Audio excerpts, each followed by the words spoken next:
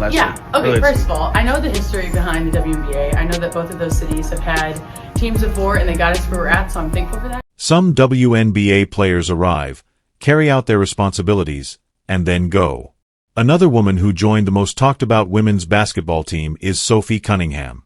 She immediately began throwing people to the ground, went viral overnight, and then sat down to share all of her secrets and what it's really like to play with the most controversial player in the world.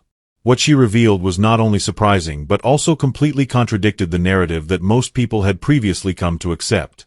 To understand the relevance of any of this, you have to go back to January 31st, 2025. The day that changed in a manner Sophie Cunningham probably could not have predicted. With 6 seasons, she had put in a lot of effort with the Phoenix Mercury, building a solid reputation as a fearless guard who could shoot lights out. She had been dealt to the Indiana Fever, it was later learned. Not just any team. The Indiana Fever, who are home to Caitlin Clark, the most scrutinized athlete in women's sports, are surrounded by more cameras, controversy, and national attention than any WNBA team in history. The transaction was also historic. A massive 10-team megadeal shocked the sport. Cunningham did not get a gentle introduction to her new environment.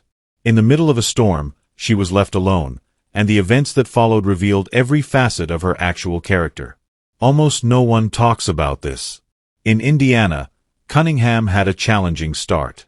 Due to an ankle injury she had during the preseason, her debut was delayed until May 22nd. She had another ankle injury a week later, which prevented her from playing for 2 more weeks. Playing for a new city, a new coach, a new system, and new teammates, she was battling her body and attempting to find a rhythm. During those first several weeks, she struggled. Chemistry was lacking. No momentum was present. It was greatly doubted whether this transaction would be successful at all. But just before the All-Star break, something clicked. Cunningham not only rediscovered her groove but also took off after being promoted to the starting lineup. In 13 games as a starter, she averaged 11 to 2 points and shot over 51% from the field. She was perhaps the team's most prolific player at the time. Nothing in the 2025 WNBA season evoked a more direct reaction than what happened on June 17th. The Fever had found their enforcer, and she was only getting started. The whole game had been violent, and the Fever was hosting the Connecticut Sun. Sheldon stabbed Sunuard JC Caitlin Clark in the eye during the 3rd quarter. It was the kind of play that often ends with a shrug and a free throw. But Sophie Cunningham did not shrug. A quarter later, she grabbed Sheldon and pulled her to the ground in front of everyone. The moment was lost as soon as they were evicted. Social media fell apart overnight. Cunningham gained hundreds of thousands of Instagram followers in a few short hours. Her TikTok following grew from 300,000 to over 2 million. She gained notoriety outside of basketball almost immediately. When she eventually discussed it in the public, she was direct. She also admitted that she had been fined around $900 by the league. "I will defend my comrades. I do that." She said that she had absolutely no regrets. It was more than simply a viral video. At that same time, Sophie Cunningham's whole public character was transformed. The fallout from that disagreement became even more fascinating when Cunningham revealed what she shortly revealed on her brand new podcast, Show Me Something, which she founded with her childhood friend and reality TV star West Wilson. She didn't think twice. She admitted something that had been the focus of gossip for months. There were real conversations about how to handle Caitlin Clark during her first season in a locker room the year before, while she was still with the Phoenix Mercury. She confirmed many people's fears, but nobody wanted to express them. Cunningham claims that players in the league were deliberately focusing on Clark to make a point and show her what the W really stands for. She said she understood it to some extent. That's how rookies are treated. But in Clark's case, it had gone much too far. "I'm like, what are people doing? It's just too much. I'm over it," Cunningham said after seeing it as a team member. "If I think it's too much, it's probably too much." Because she had really been in those rooms, her words carried a distinct resonance. It wasn't a widely held belief, this was an acknowledgement. Cunningham's frequent disclosures on the podcast, which became a forum for music, captivated listeners. In one episode, she challenged people who questioned Caitlin Clark's impact on the league. She spoke carelessly. She didn't use hedging. "If you don't think Caitlin Clark is the face of the WNBA, or if you think the league wouldn't be where it is now without her, you're just plain incorrect," she said. And this is the closest thing to what she said. She made it clear that she wasn't making fun of other league players. She respected everyone. She did, however, find it unfathomable that Clark's contribution to the development of women's basketball was being disregarded, and it was hard to overlook how direct her statement was. For a league that has been involved in an ongoing, intricate internal discussion over Clark's position and reception, hearing it firsthand from an experienced insider carried a lot of weight. And the internet's reaction was exactly what you would expect. Once again, the video went viral. The moment that fundamentally altered the tone of the narrative then arrived. Apart from the fights, podcasts, and viral events, Sophie Cunningham showed a whole other side of herself. She was properly mic'd up, and her remarks were recorded as she offered to serve meals to local families at the yearly Aaron Nesmouth charity dinner in November. "This is what we're here for. We're here for you," she added, turning to face a packed crowd. This is the part that struck a chord. She didn't have a contract. Her one-year contract with a Fever had already run out. She wasn't required to be there. She was not compensated. She simply arrived, rolled up her sleeves, and began serving. Fans of Fever went crazy. The moment's video went viral as quickly as the J.C. Sheldon battles. The team was urged to sign her for life by comment after comment. Even those who had never watched a WNBA game began to pay attention. This was the other half of Sophie Cunningham, a farm girl from Columbia, Missouri, who royed that. Instead, she discovered someone who was genuine, modest, and utterly silly. Claimed to adore Clark's entire aura and to be the biggest geek you'll ever meet. That description seemed to be the most human thing someone had ever said about Clark to millions of people who only see her through press conferences, endorsement deals, and highlights. The two of them's relationship off the court developed into its own narrative. Cunningham responded without hesitation 1,000% when asked which teammate she would least trust to manage her social media accounts, Caitlin Clark, because Cunningham affectionately described Clark as a starter. This means that she would initiate drama. She would publish something and observe the mayhem.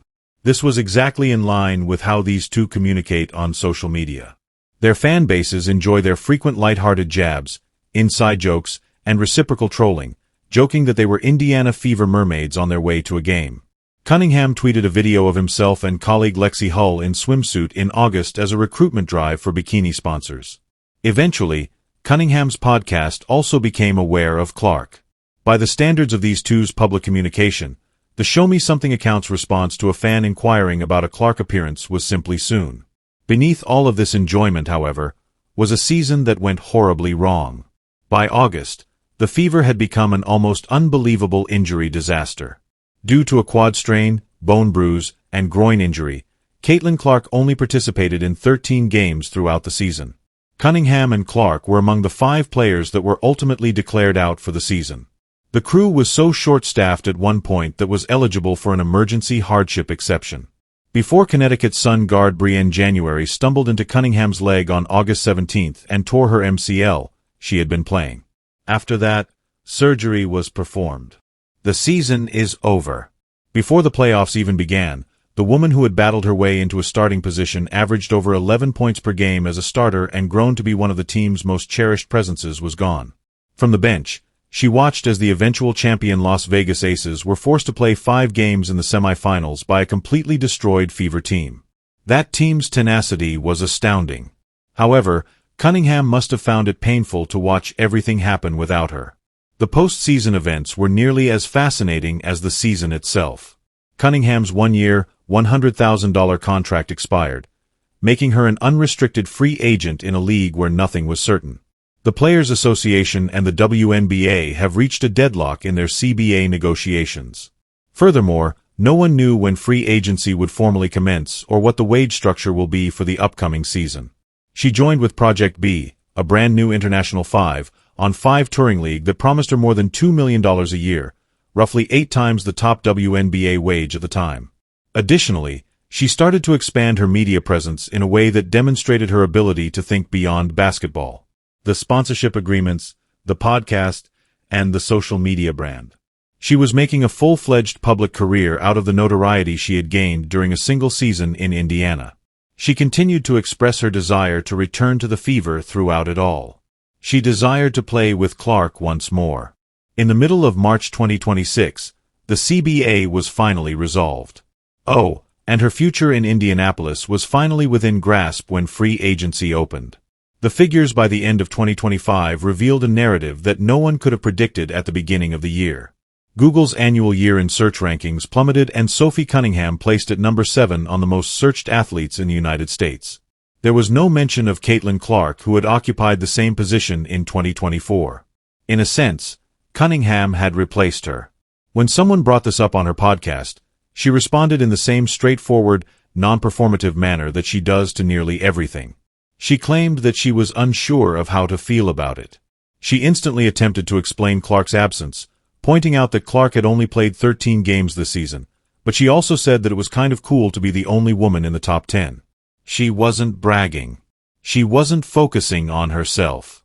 Her teammate was on her mind more than anything she said over the year. That response revealed Sophie Cunningham's true nature off-camera. And this is the current state of if the new CBA holds together. The 2026 WNBA season is scheduled to begin on May 8th.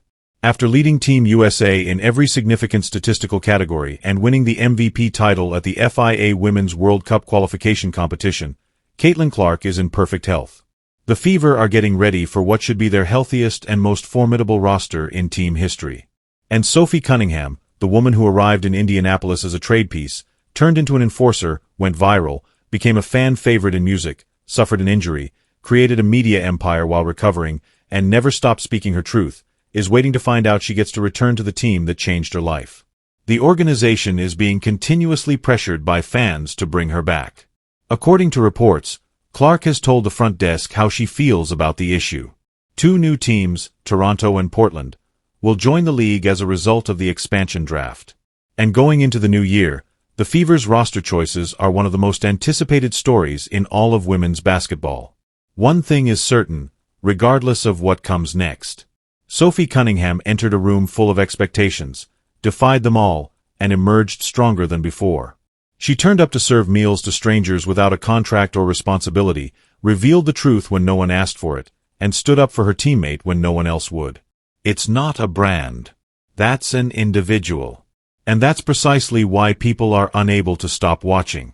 Some WNBA players show up, perform their duties, and then leave.